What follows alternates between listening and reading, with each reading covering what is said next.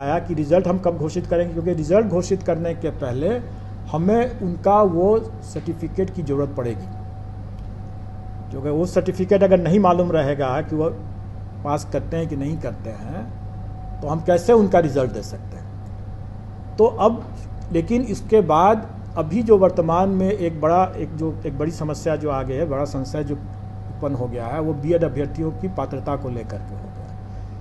इसका मतलब ये हुआ है कि हम रिज़ल्ट निकालने के समय तक हो सकता है कि यह संशय दूर न हो।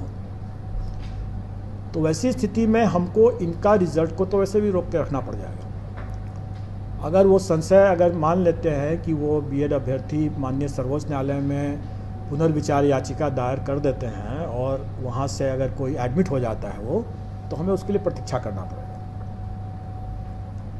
तो वैसी स्थिति में हम रिज़ल्ट जो निकालेंगे, अब जो निकालेंगे वो हम लोग 2 चरणों में एक तरह समझें कि आप निकालेंगे।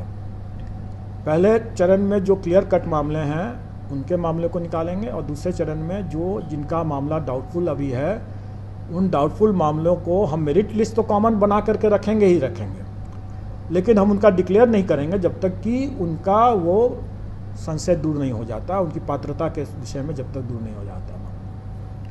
उनके लिए हम पद सुरक्षित रख सकते हैं, लेकिन उनको हम डिक्लेयर नहीं करेंगे।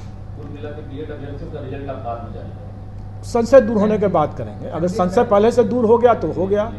यही स्थिति सीटेट जो अपियरिंग कैंडिडेट होंगे या जो बीएड के जो अपियरिंग कैंडिडेट होंगे, जो अपनी पात्रता उनके अपियरिंग जो एग्ज़ाम जिसमें वो किए हैं उसके परीक्षा फल पर आधारित होगा, उनके लिए भी हम लोग इसको सुरक्षित तो रखेंगे लेकिन डिक्लेयर नहीं करेंगे।